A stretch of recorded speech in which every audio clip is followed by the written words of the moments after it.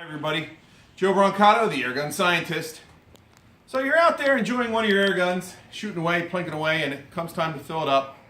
Your tank's low on air. What do? Well, most people have to drive out to their scuba shop. Now if you're like us in Huntington Beach, that's not too hard. Because we're near the beach, there's a lot of scuba shops. But if you're in middle America or just some places that don't have scuba shops or paintballs stores, you got a problem. Where can you get your tank filled? Some guys are using nitrogen. We have the stuff for that too. Some guys are choosing to use a compressor.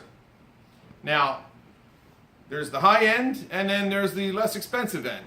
Not everyone can afford a Bauer compressor, but if you go to any fire department, that's what you'll find in there is a Bauer. When you're looking for the best, there's the Bauer. On the other end of the price scale, American made, America. Shoebox compressor, F10. $11.50 plus the filter for $3.99 for around $15.50. You're done. You got yourself a setup. The only thing you will need is a small compressor to feed it. So let's talk about the Shoebox F10, the entry level. What is it?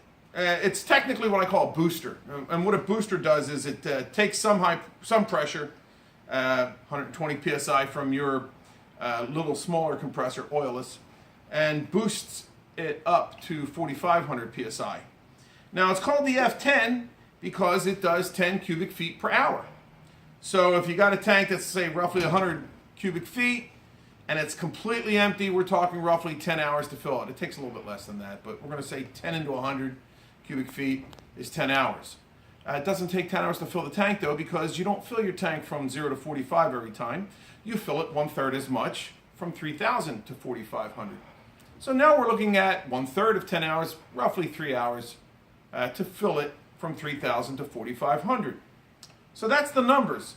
Some of the other technical aspects, it runs on 110, standard wall power. You don't need 220. The Bauers come in 115 and 220. 115 for the American version of the Shoebox. Let's see what else. Fills it up at 10 cubic feet per hour. It has 115 volts AC. Let's talk about what you do to filter it. If you notice, and we use the Bauer as an example, this little filter just keeps out birds and small children and rocks and things like that. That's not to take out the moisture, because how a filter works on a compressor is as you compress the air, you're squeezing the moisture out of it. The filters only work on the high pressure side. That's why they spend all this money to make that compressor's filter. We'd get away with a lot less money if we could just make it on the input. Anybody that thinks you can put an input filter and dry off the air, it's incorrect, okay? You have to have it on the output. That's why we have an output filter.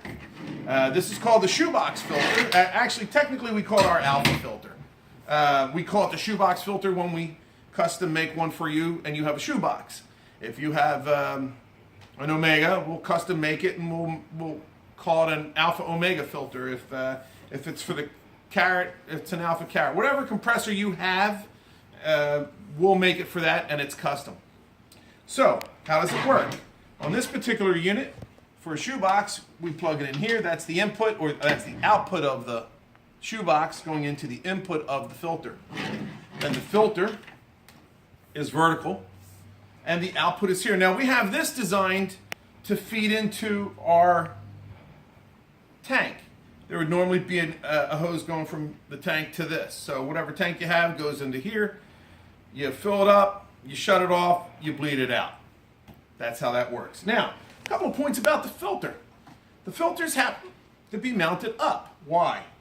Remember we talked about as the air gets squeezed, the moisture drops out. Well, you want it to drop out at the bottom, and you bleed it out here, okay? The moisture drops out here. You have to have the filter vertical. If you have the filter laying on its side, you're ruining it for two reasons. First of all, the moisture as it's going into the filter is going to ruin it right off the bat. It only holds, all of that powder in there, which doesn't weigh a whole lot, only holds 20% of its weight in moisture. That's not a whole lot. So the heavy condensed water, called the condensate, we get it out of here and we get it out of the bottom of here, all right? It's just the vapors that the filter is made to collect, okay? If you're not bleeding out that moisture. Even if you keep the tube vertical and it doesn't touch the media, the pool of water will immediately be absorbed by the media. That media grabs moisture so much, that's what it's designed to do, that if you were not to have the capability to bleed out the moisture, it's going to sit in here. Again, like I said, that media sucked up the moisture. The first time you use the filter, it's no good. Now, another thing about the moisture is, or the filter has to have the media contained in a cylinder. You can't just drop beads into it. Why? Well, for two reasons. One, these beads will make acid as they collect the moisture. You don't want that acid touching the walls of your high pressure vessel. That's pretty much a no-brainer that you don't want that to happen. So safety, first of all, you don't drop beads into a cylinder. People are doing that in high pressure vessels, they're going to have a problem. The other thing is, if you just have beads thrown in here, the air will channel between the beads, not be forced through them. When their phone is ringing, hit the mute or pause. Okay, so through the magic of video, we answered the phone without even moving. Actually, through the magic of Adam, he answered it for us. Okay, so where were we? We were talking about A, you can't have the beads loose in there because they leach the acid. And B, where I was going was the channeling that occurs if you have loose beads. The air just goes in between the beads. They have to be constrained in a tube tightly so that the air is forced through them. So those two reasons alone, you don't want to drop beads in there. One is safety, the other one is function. Loose beads will just channel through and not work. Thirdly, if they're just thrown in there, you don't have that space like we have where you have an area for the moisture to collect. There's a spring under here that pushes the tube up. So that much of its moisture collection area, now it's not going to collect that much, but you have to have a little extra room so that you can bleed it out. So that's the third thing. Fourthly, you have to have it mounted vertically. So that's what we wanted to talk to you about, the shoebox and the shoebox filter in this case, which can be used for any other filter. We'll just change a hose here or a hose there or whatever. But that's it. If you have any questions, please feel free to give us a call. We're always happy to answer questions. Our staff is knowledgeable and friendly. You always get us on the first or second ring, so we're there for you. With that, we're going to say take care, God bless, and have a great day. From Joe, the Airgun Scientist.